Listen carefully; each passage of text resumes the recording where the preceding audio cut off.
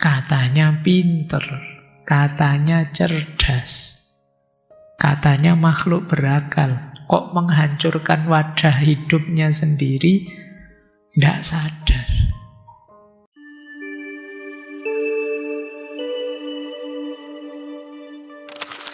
Assalamualaikum warahmatullahi wabarakatuh.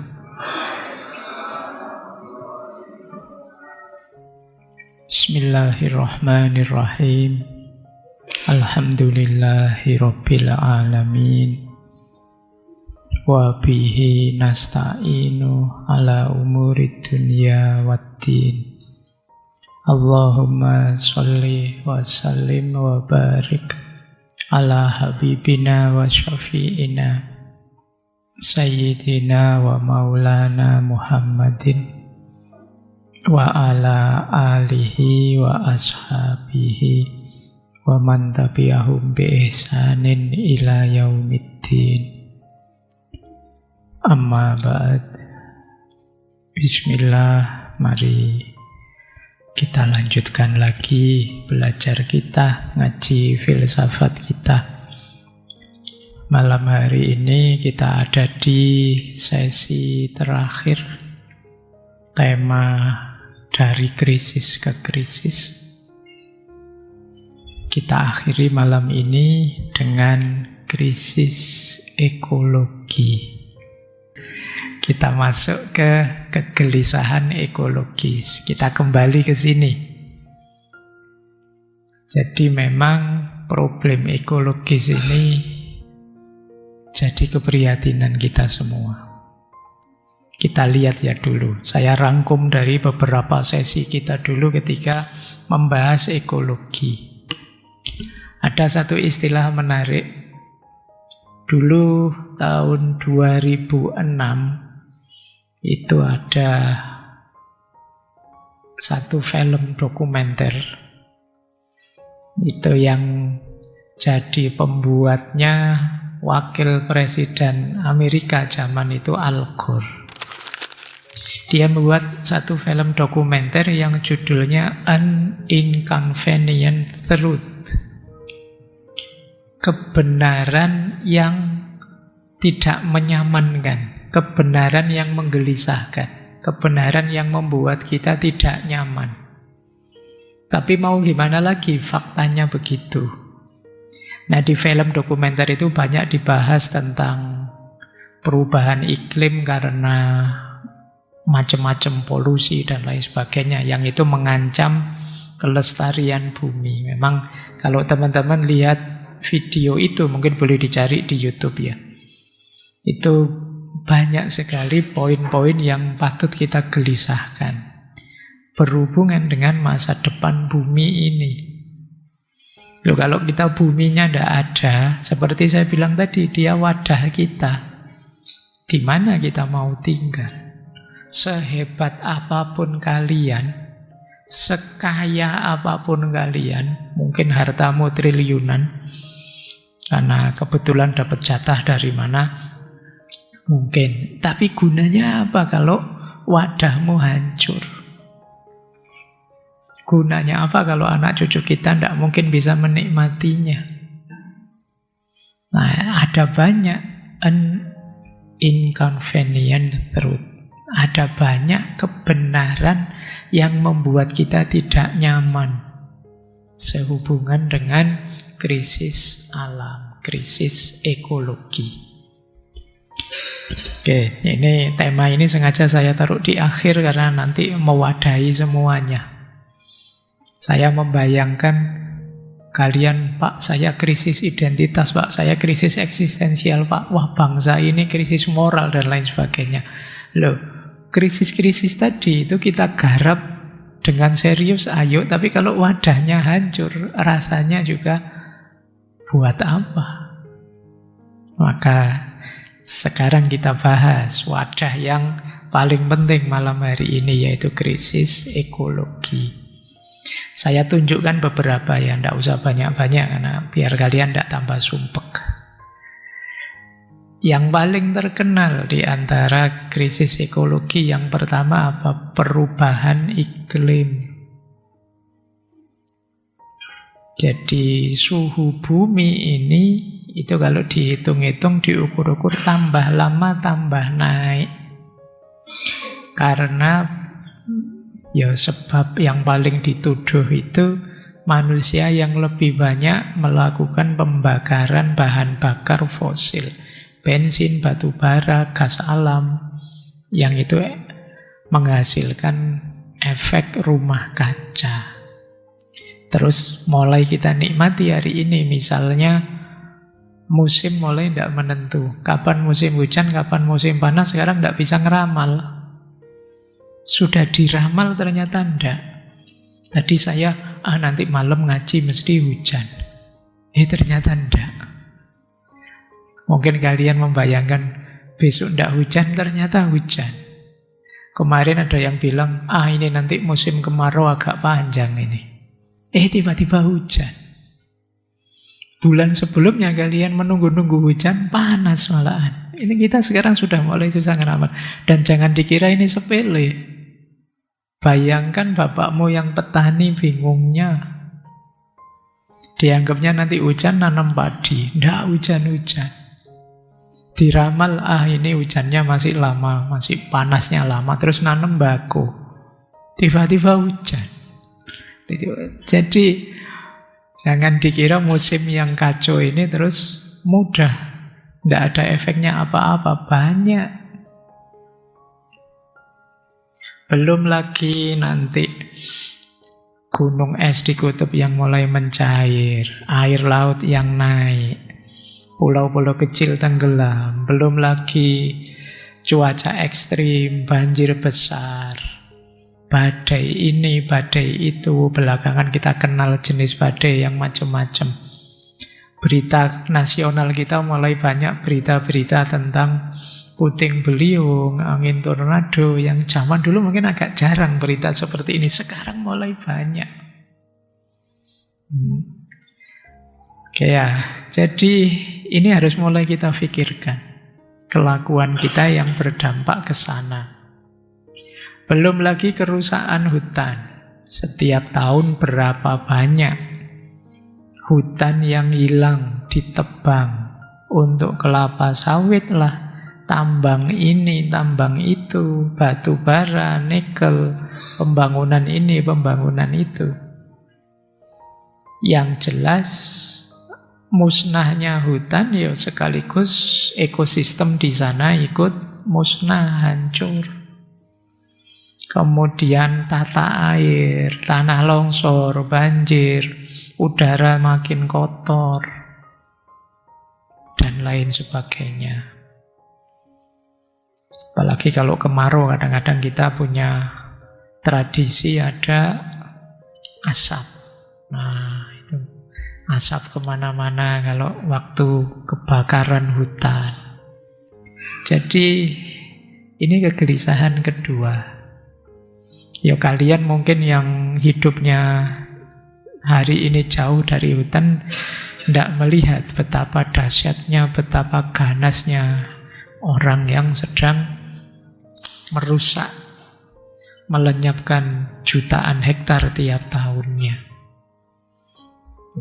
Baik, kita lanjutkan lagi.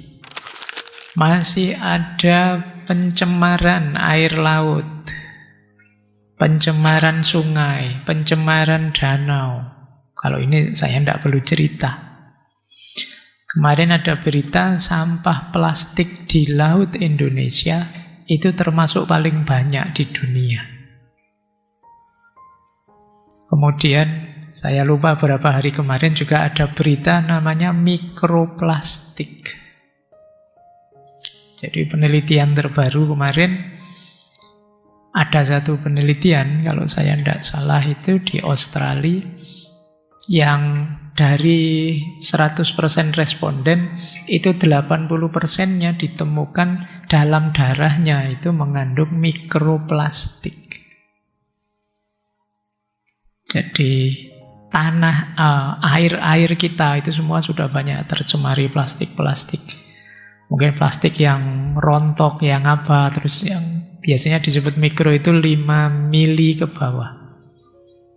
Dan itu mungkin yang kita minum tiap hari, sebagian besar kan kita hari ini mungkin bawa botol plastik itu masuk. Dan tidak usah kaget, efeknya ke kesehatan macam-macam. Gelasmu ya gelas plastik.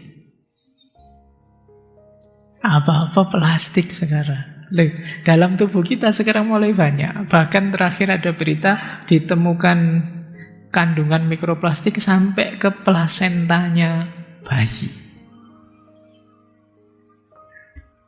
Oke ya, jadi dunia kita penuh dengan plastik. Ini kegelisahan tersendiri. Hidupmu tidak bisa lepas dari plastik. Apa saja bahan yang kamu pakai plastik, mulai sandal, kopiah, kacamata, apa nih. Oke, baik. Ini ya kegelisahan kita. Belum lagi yang mencemari sungai, mencemari laut. Dulu mungkin teman-teman pernah lihat ya, kapan itu yang seekor penyu yang dari hidungnya bisa ditarik sedotan, bekas sedotan itu masuk ke tubuhnya. Oke, an inconvenient truth. Kebenaran yang membuat kita tidak nyaman. Belum lagi polusi udara, krisis energi. Jakarta, Delhi, Beijing, penelitian terakhir itu masuk dalam kota dengan udara paling tercemar di dunia. Oke, ya wis. Ini tidak saya lanjutkan, teman-teman sudah merasakan sendiri efeknya. Terus masih ada lagi yang juga sering digelisahkan. Kepunahan banyak spesies. Banyak hewan dan tumbuhan pelan-pelan punah. Harimau Sumatera, badak Jawa, orang hutan itu terancam punah. Jangan dikira kalau satu spesies punah itu hanya dia saja yang menderita. Yang lain dalam ekosistemnya juga menderita. Karena di ekosistem itu kan semuanya punya peran. Ketika satu link dalam ekosistem ini hilang, jangan dikira terus hanya yang hilang itu saja yang musnah. Kadang-kadang kita juga kena efeknya.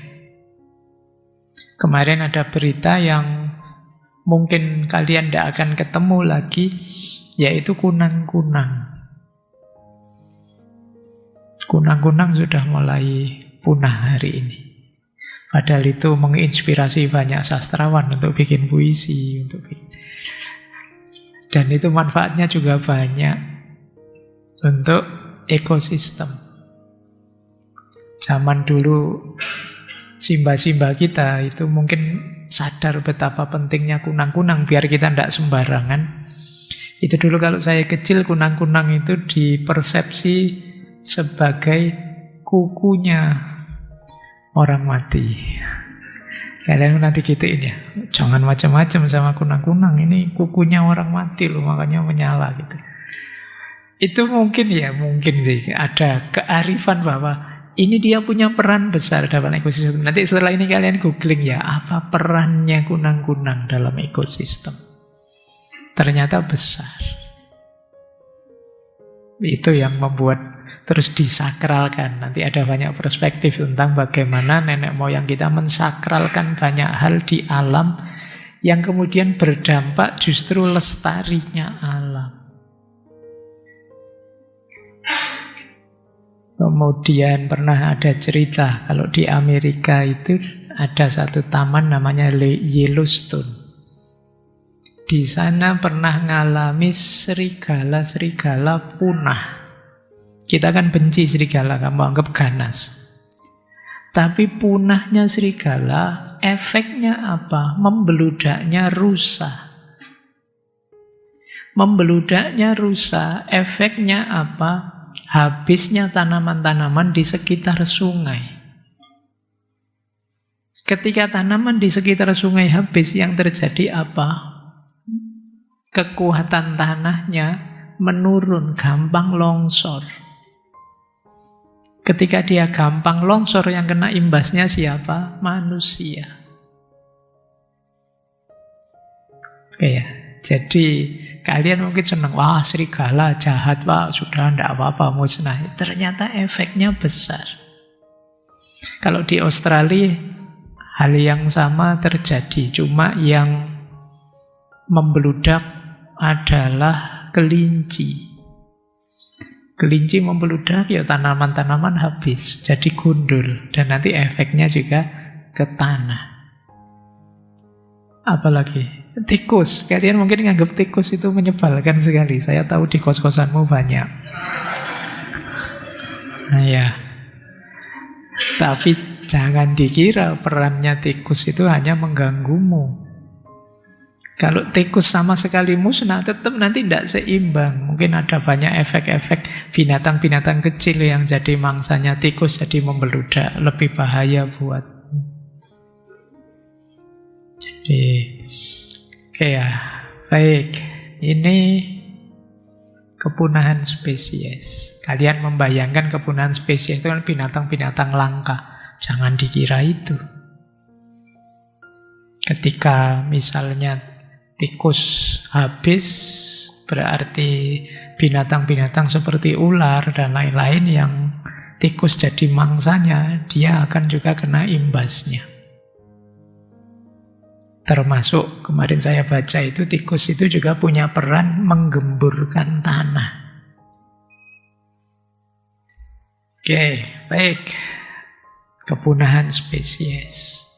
Belum lagi efeknya krisis ekologi terhadap kemanusiaan. Bayangkan kalau alam rusak, petani juga kesulitan, penduduk pesisir juga kesulitan, sumber daya air, tanah, energi terancam. Pada akhirnya yang terancam juga manusia. Krisis ekologi pasti akan mengimbas ke krisis ekonomi, krisis sosial, dan juga krisis moral. Krisis-krisis sebelumnya bisa lahir semua karena krisis ekologi. Ini sebenarnya sudah banyak diceramahkan di mana-mana. Bulan ini saja saya 3 atau 4 kali bicara tentang ekologi. Jadi cuma saya merasa kesadaran kita mungkin levelnya masih kesadaran seminar. Ya, kesadarannya lebih banyak di kesadaran seminar. Padahal harusnya banyak ke praksis. Kalau kesadarannya level seminar, yang terjadi setelah seminar selesai balik lagi. Seminarnya juga suguhannya pakai plastik. Isinya plastik. Ya wis. Istilah seminar itu saya tidak terlalu senang. Karena seminar itu dari kata-kata semi dan nar. Iya. Semi itu hampir. Nar itu seminar itu meh wae masuk. Baik. Ya bukan salah, diskusi ayo kita bahas, tapi tema-tema ini jangan berhenti di ruang seminar. Harus ada tindak lanjut praksisnya. Bila perlu biayanya seminar dipotong separuh untuk aksi nyata. Bagi saya lebih manfaat. Karena penting, kata Syed Hussein Nasr, ketika manusia melupakan bahwa alam itu suci, dia menghancurkan alam sekaligus menghancurkan dirinya sendiri. Krisis ekologi itu bukan hanya akhir dari alam, tetapi awal dari akhirnya manusia. Jadi jangan dikira kehancuran alam itu alamnya yang hancur, kalian baik-baik saja. Tidak.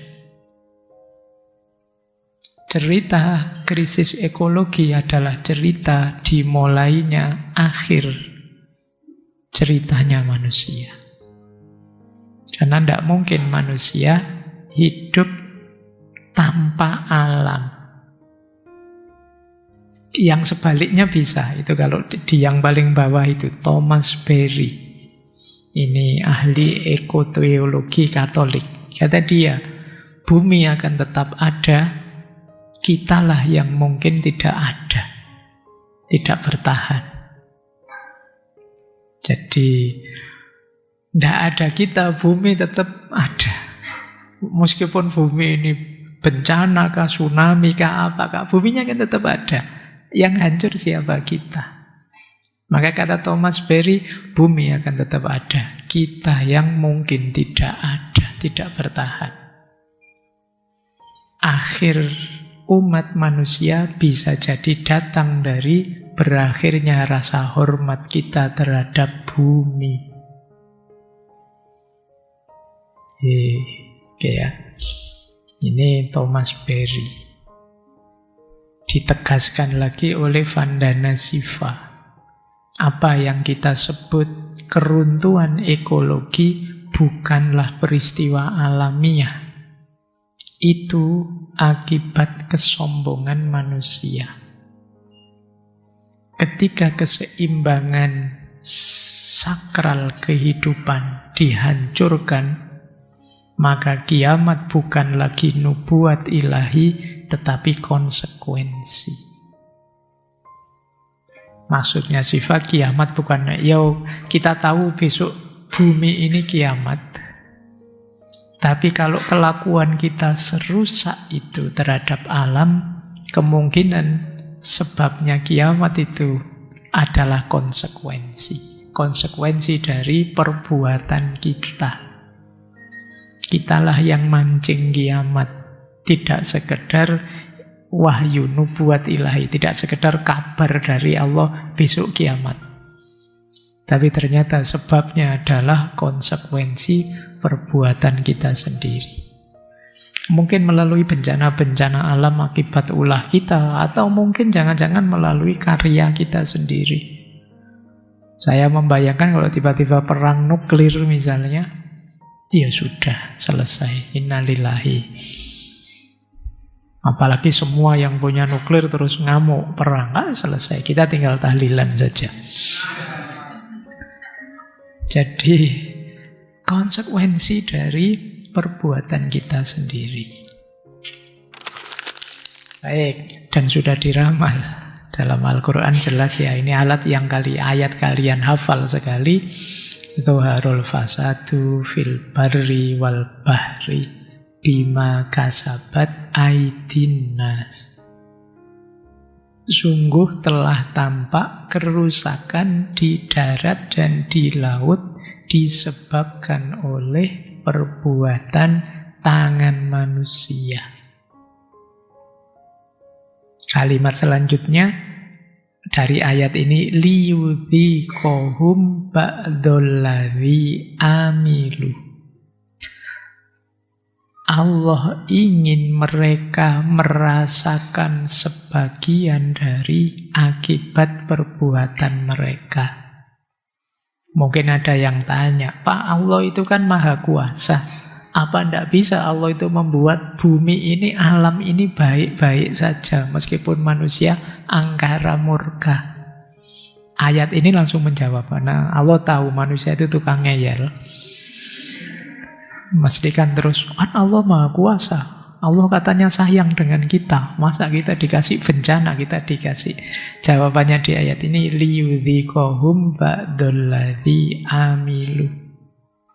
Supaya manusia merasakan sebagian dari yang mereka, ini masih sebagian loh ya. Kalau Allah kejam, segala keburukanmu dibalas tuntas dengan efeknya, sudah hancur bumi ini. Allah masih sayang dengan kita, belum diberi efeknya semuanya, tapi ditunjukkan beberapa efek. Termasuk lahir banjir, mungkin ada ketidakseimbangan ini, itu hidup kita jadi kesulitan, sengsara, bencana ini, bencana itu masih baru ba'dol ladzi amilu, sebagian dari yang mereka lakukan. Biar mereka sadar yang dilakukan itu salah. La'allahum yarji'un. Semoga setelah mereka ditunjukkan beberapa kerusakan efek perbuatan tangan mereka, semoga mereka kembali, semoga mereka sadar terus kembali ke jalan yang benar.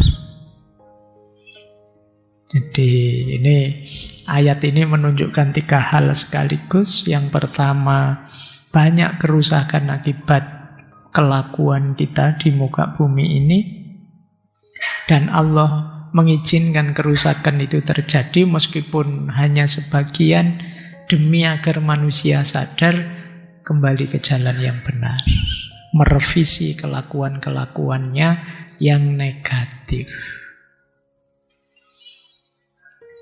Baik, kita lanjutkan ya, karena malam ini kita akhiri dengan tanya jawab nanti. Dalam pembahasan tentang krisis-krisis ekologi, secara umum tertuduhnya adalah manusia. Ya sederhana sih, karena manusia adalah makhluk yang sadar dan makhluk yang diberi kebebasan oleh Allah. Jadi manusialah yang ingin baik bisa, ingin buruk bisa, ingin patuh bisa, ingin ingkar bisa. Itu manusia. Dan manusia yang oleh Allah diberi amanat menjadi khalifah di muka bumi. Maka banyak kerusakan memang biang keladinya manusia. Manusialah masalahnya. Ini kan sebenarnya para malaikat sudah meramalkan itu. Malaikat waktu kita oleh Allah dijadikan khalifah, para malaikat protes. Qalu ataj'alu fiha ma yufsidu fiha wa yasfikud dima. Ya Allah, kok engkau jadikan khalifah? Padahal mereka ini nanti mesti ngerusak dan akan mengalirkan darah, saling berbunuhan di antara mereka. Mungkin malaikat sudah membaca, alah profilnya kayak gitu, mesti wes itu. Sudah ngerti tipe kita. Meskipun Allah karena sangat cinta dengan kita, terus Allah menjawab, ini a'lamu ma la ta'lamun. Aku tahu yang engkau tidak tahu. Ini bagi saya jawaban jawaban cinta. Sama kayak kita kalau pasangan kita atau pacar kita dikritik ke orang, pacarmu itu begini, terus kita kan tidak terima. Aku lebih ngerti pasanganku. Allah juga begitu. Ini a'lamu, aku lebih tahu kok. Itu jawaban cinta. Ini menunjukkan Allah memang sangat cinta dengan kita. Sebagaimana kalau kita ada keluarga kita, siapa yang kita cintai dikritik orang, kan kita tidak terima. Terus kita bilang, aku lebih tahu, kalian ngerti apa. Baik, apa sih kelakuan manusia yang sering jadi biang keladi problem ekologis ini? Yang pertama, yang biasanya ditunjuk adalah kita sering sombong di hadapan alam, kita merasa lebih tinggi, kita punya mindset subjek-objek. Sayalah subjek, alam itu objek. Kalau saya sedang berhadapan dengan pohon, saya melihat saya orang yang melihat, pohon itu objek yang saya lihat. Alam itu bagi kita objek saja. Ini kemudian muncul logika superior inferior. Saya lebih superior dibandingkan alam. Saya lebih tinggi levelnya. Nah ini mindset, ini nanti yang jadi biang keladi perlakuan kita, sewenang-wenang kita terhadap alam. Maka kita buang sampah ke sungai santai saja. Kita merusak santai saja. Kadang-kadang kelakuan kita tidak masuk akal, tidak bertanggung jawab, kita merasa santai. Wong cuma objek saja kok. Siapa dulu yang kalau waktu kecil sukanya, saya dulu tidak tahu juga, waktu kecil kalau ada semut lewat, itu gatel ingin bunuhi semua, itu seruit gitu. Sering gitu ya, saya dulu kecil gitu, kalau ada semut baris-baris di tembok itu mengambil sandal itu terus sampai mati semua. Atau semutnya kita kerjain, diputer-puter dia lari ke sana, kita buntu gitu lagi. Ya, tidak apa-apa sih guyon dengan semut. Tapi ya, ayolah, mereka juga subjek. Saya ada teman itu yang tangannya gatel. Kalau jalan misalnya, pinggir jalan terus ada tanaman apa, daun apa, iseng saja tangannya, tiba-tiba nyabut daunnya satu, nanti buang. Kapan lagi dicabut, tidak ada gunanya. Kalian mungkin ingat ya ceritanya Sunan Bonang dengan Sunan Kalijogo. Waktu Kanjeng Sunan Kalijogo ini masih belum jadi sunan, masih muda. Jadi Kalijogo muda itu kan berandal sebenarnya. Masih berandalan. Makanya saya beberapa kali lihat kalimat Kalijaga muda, itu roto berandalan. Oke, nah jangan dilaporkan loh saya. Jadi Raden Said namanya, masih muda itu ya. Jadi ketika beliau sedang masih berandalan melihat Sunan Bonang sedang pegang tongkat yang ada emasnya. Karena tertarik dengan emas itu, minta izin, tidak diizinkan, terus tongkatnya direbut, tongkatnya Sunan Bonang. Sunan Bonang jatuh. Karena jatuh beliau tidak sadar pegangan rumput, sampai ada rumput yang tercabut. Terus menangis Sunan Bonang ini. Ditanya oleh Sunan Kalijogo, wahai Kanjeng Sunan, kenapa sampean menangis? Saya tidak ngambil emasnya, saya cuma pengen lihat kok. Kata Sunan Bonang, saya tidak menangisi tongkatku yang ada emasnya. Saya menangisi rumput ini loh. Rumput ini saya cabut tanpa alasan apapun, tidak ada gunanya. Saya melanggar haknya untuk hidup tanpa ada kepentingan apapun, dan beliau menyesalnya di situ. Jadi makanya bukan berarti tidak boleh nyabut rumput. Ini jangan dijadikan alasan kalian malas bersih-bersih nyabut rumput di belakang. Ayo, nanti alasan kasihan Pak makhluk hidup, tidak begitu. Ya, kalian khalifah yang mengendalikan keseimbangan ekosistemmu. Oke. Tidak apa-apa, ada iklannya. Itu golongannya Kalijaga muda itu. Baik, kita lanjutkan. Yang pertama ya mindset subjek objek. Yang kedua, banyak di antara kita yang orientasinya adalah pleasure. Hidup ini nyari senangnya saja, tidak mau susah. Nah ini masalah sudah. Sebenarnya kalian tahu kok buang sampah di sungai itu negatif, tapi kalian mau senangnya saja. Males capek-capek Pak gitu. Ribet apa harus bagi ini sampah kering, ini sampah basah, ngapain Pak? Ini kita pleasure saja. Akhirnya apa? Kita jatuhnya terus hegemonik, eksploitatif. Kita merasa menguasai semuanya, semuanya kita eksploitasi untuk kesenangan kita. Untuk melayani bahkan kadang keserakahan kita. Jadi kita yang lupa batas kita, terus nambang ini, nambang itu, semua dieksploitasi hanya untuk melayani kesenangan kita. Ini namanya hidup yang orientasinya hanya pleasure. Dulu waktu filsafat kebahagiaan saya jelaskan pleasure itu durasinya pendek.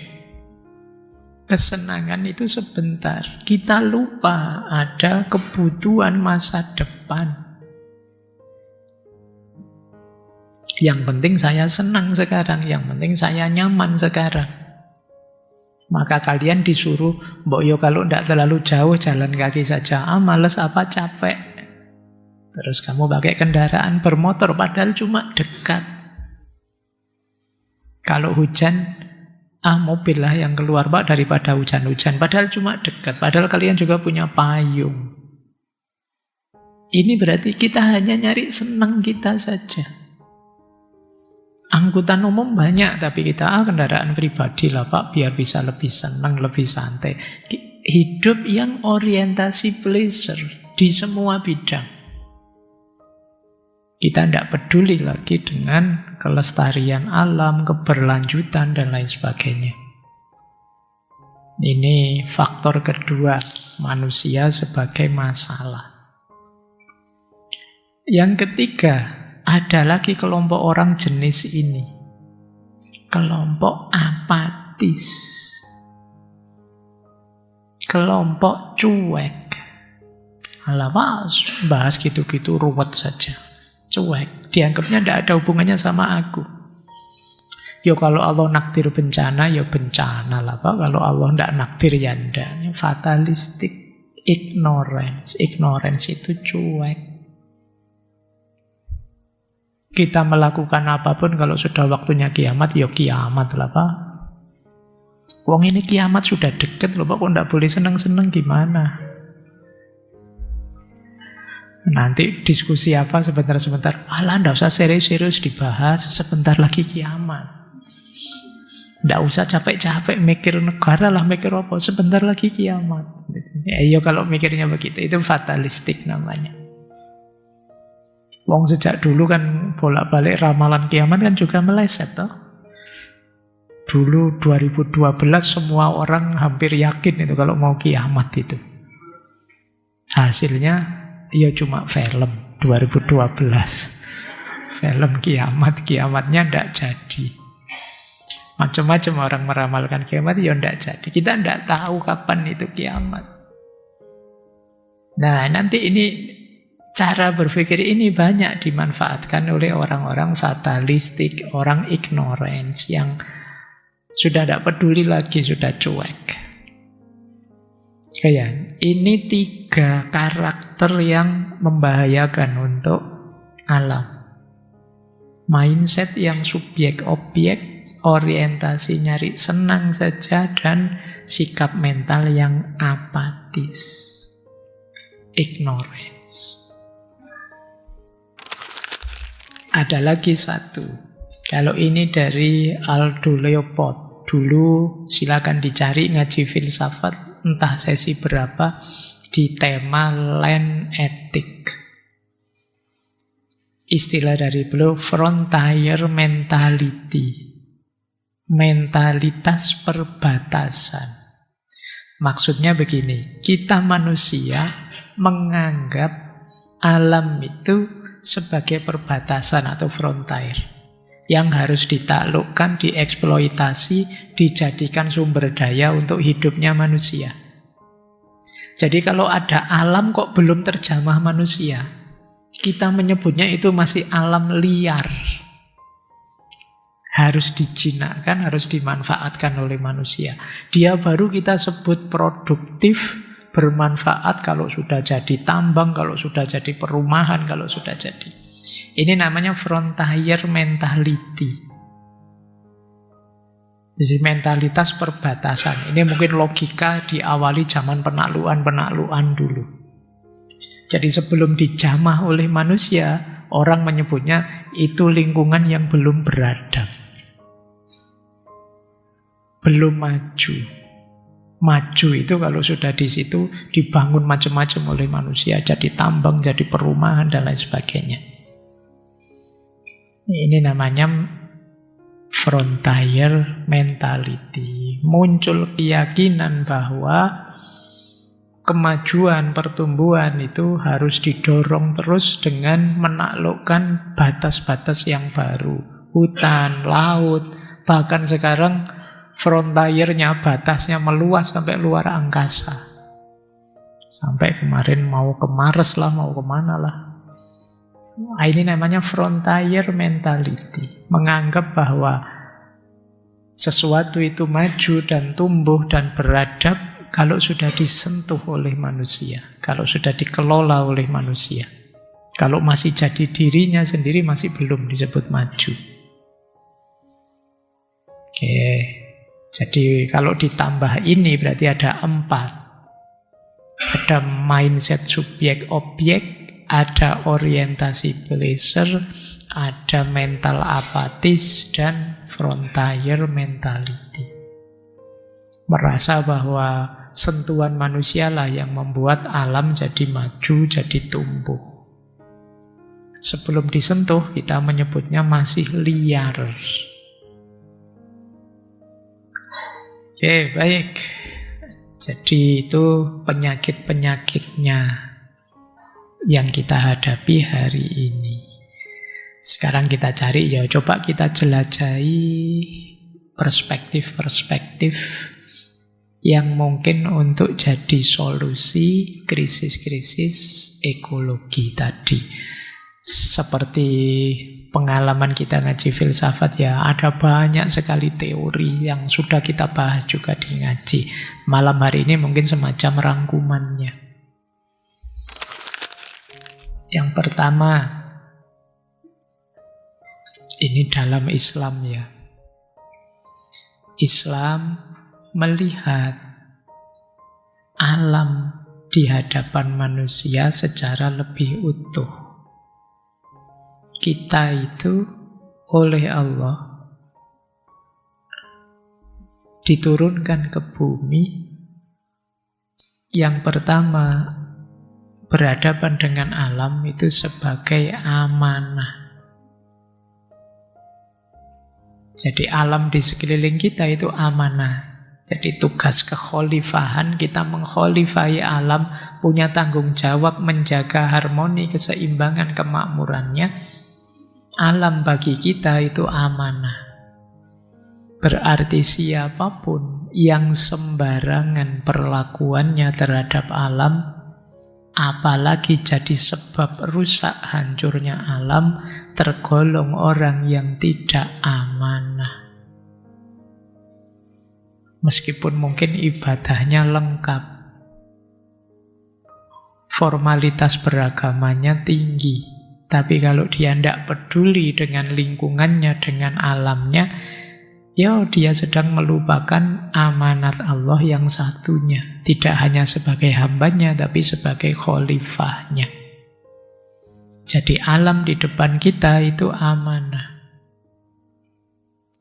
Yang kedua, alam di depan kita itu hajah.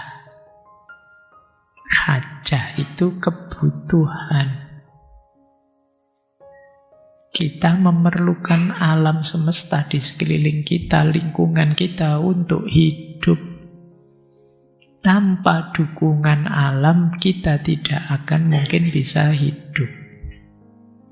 Maka kita perlu, kalau kita rusak, kita hancurkan, ya kita sedang menghancurkan sumber kehidupan kita. Katanya pinter, katanya cerdas, katanya makhluk berakal, kok menghancurkan wadah hidupnya sendiri, tidak sadar.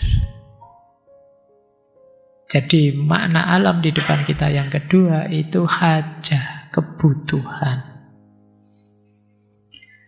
Nah, ada relasi yang ketiga. Ini sering disebut yang paling ideal. Kalau di relasi yang ketiga ini tidak hanya melihat aku. Di yang pertama dan yang kedua itu luar biasa sudah, tapi masih aku. Aku yang dapat amanah, dan aku yang membutuhkan. Tapi di yang ketiga ini sudah tidak aku lagi. Relasinya namanya mahabbah. Kita dengan alam itu hubungannya namanya cinta. Kata-kata cinta alam ini mungkin teman-teman yang pernah ikut pramuka masih hafal ya. Dasa Dharma pramuka, cinta alam. Meskipun ya kalian hafalnya di kalimat saja. Jadi cinta itu berarti aku tidak egois mikir kepentinganku dan tugasku saja. Aku juga memikirkan alam sekelilingku, kebutuhannya, nilainya aku hargai. Kepentingan kehadirannya aku akui. Ini namanya mahabbah. Mencintai. Baik, jadi kalau urusan cinta kalian mungkin lebih ahli ya, secara teori tapi saatnya dipraktekkan. Ya, saatnya kalau kalian keluar-keluar melihat semesta di sekelilingmu, nyatakanlah cintamu padanya. Aku mencintaimu, aku menyayangimu. Terhadap apa saja yang ada di sekelilingmu.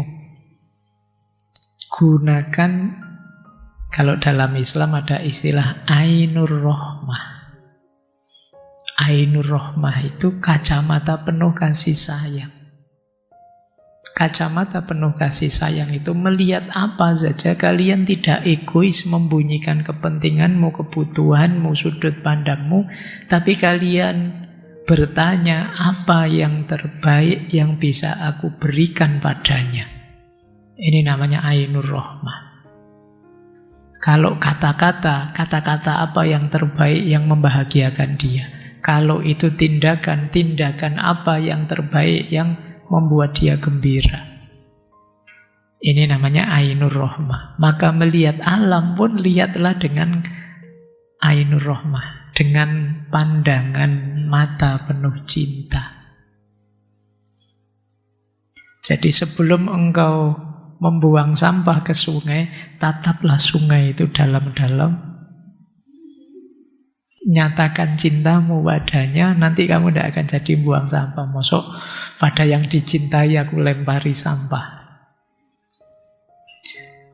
Mosok aku ngerusak pada yang aku nyatakan cintaku padanya.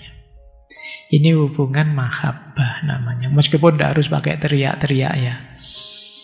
Rasakan saja, hidupkan saja. Khawatirnya kamu nanti setelah ini keluar ada pohon-pohon.